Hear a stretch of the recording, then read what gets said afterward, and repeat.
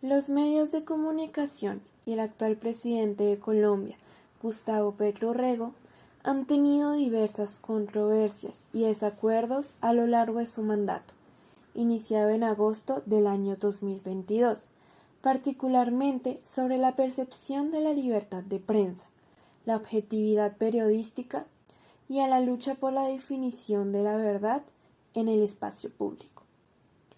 El presidente ha afirmado y argumentado en varias entrevistas y o redes sociales lo mal informados que los medios se encuentran. Uno de estos medios predominantes al día de hoy es X, antes conocido como Twitter, donde se han producido importantes declaraciones por parte del presidente sobre la prensa y su posición frente a su gobierno en el país, mientras que los medios tradicionales hablan del posible ataque de libertad de prensa que el presidente está fomentando y expresando. Un ejemplo de aquello es el tuit lanzado por Petro el 10 de mayo, que escribe que el paramilitarismo fue una alianza con el narcotráfico y sectores de política y economía de la nación, pero, sobre todo, con la prensa tradicional, para así generar un genocidio en el pueblo. Por otro lado, en un discurso del presidente, dice hallarse racismo existente de la prensa hacia la vicepresidencia, por su color de piel, argumento que generó discordia y respuestas de muchos periodistas a lo ancho del país, como el reconocido Julio Sánchez Cristo, quien dirige la emisora W Radio Colombia, demostrando evidentemente cómo Gustavo Petro considera que los medios de comunicación desde el inicio tienen una cobertura no cabal y con una interpretación tendenciosa frente a lo que hacen, es decir, que no dicen la verdad completa frente a sus acciones de su gobierno, omitiendo y malinformando a la población mediante diversas estrategias con diferentes fines. Durante la campaña presidencial de Gustavo Petro, algunos medios independientes y alternativos en Colombia, como La Silla Vacía y Pacifista, se destacaron por su cobertura favorable hacia el candidato. Estos medios ofrecían análisis detallados de las propuestas de Petro y destacaban su trayectoria como defensor de los derechos humanos y su lucha contra la corrupción. Por ejemplo, La Silla Vacía publicó varios artículos que examinaban en profundidad las políticas de Petro y proporcionaban contexto histórico sobre sus propuestas. Por otro lado, medios tradicionales como El Tiempo y RCN Televisión adoptaron un enfoque más crítico hacia la candidatura de Petro. Por ejemplo, El Tiempo publicó editoriales que cuestionaban la viabilidad económica de las propuestas de Petro y lo retrataban como un líder polarizador. Además, algunos programas de opinión en RCN Televisión invitaban a analistas que expresaban escepticismo sobre las promesas de campaña de Petro y resaltaban sus controversias pasadas. La polarización en la cobertura mediática se refleja incluso en las redes sociales, donde los seguidores de Petro defendían su candidatura y criticaban a los medios que consideraban parciales, mientras que los detractores de Petro utilizaban plataformas como X y Facebook para difundir información negativa sobre él y desacreditar su plataforma política.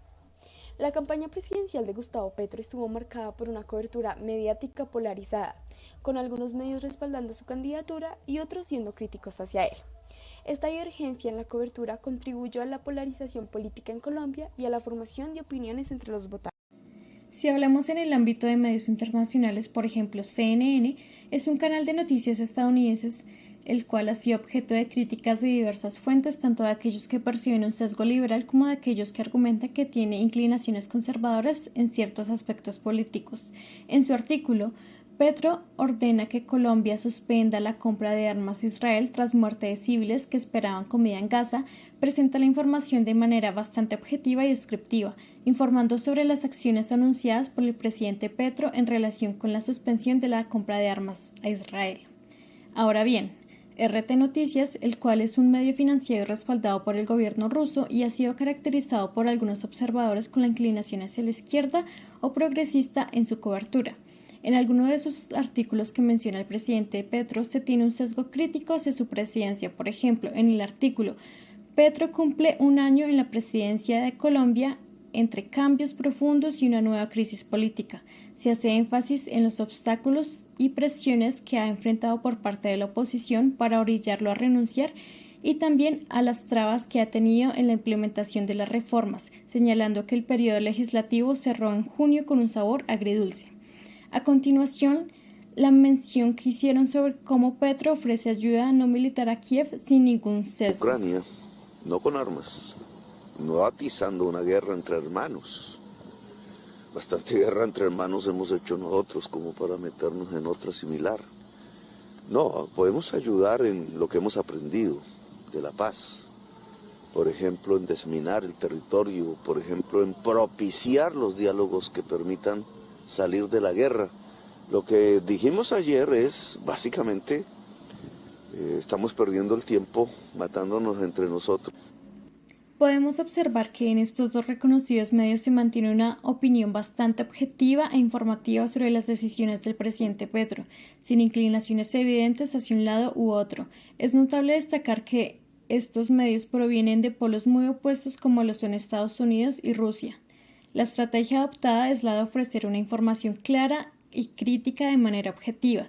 Se reconoce que esta estrategia es eficaz, ya que los medios tienen la responsabilidad de informar de manera imparcial. La audiencia queda entonces con la capacidad de formar sus propias conclusiones a partir de la información presentada. Como podemos ver, los medios de comunicación principales del país han sido parcializados. Por un lado, casas periodísticas como Semana y El Tiempo dedican sus portadas y sus columnas principales a la crítica total a cualquiera que sea la acción más destacada de Gustavo Petro en el momento de publicar sus ediciones. Las portadas de Semana por sí mismas dejan percibir que el presidente es un blanco fijo de la revista y que, además, ya tienen previsto un prototipo de candidato de la derecha inspirado en la fuerza renovadora libertaria, extrema derecha de Javier Milei. En El Tiempo, por su parte, podemos encontrar columnistas como Mauricio Vargas, que no escribe columna alguna que no sea despotricando al presidente, o siguiendo, por lo menos, sus pasos. En conclusión, sí, es clara una estrategia, una agenda setting fijada por los medios de comunicación locales e internacionales. Cada medio, según sus lineamientos políticos y sus intenciones empresariales, cuenta la historia como el mejor le funciona.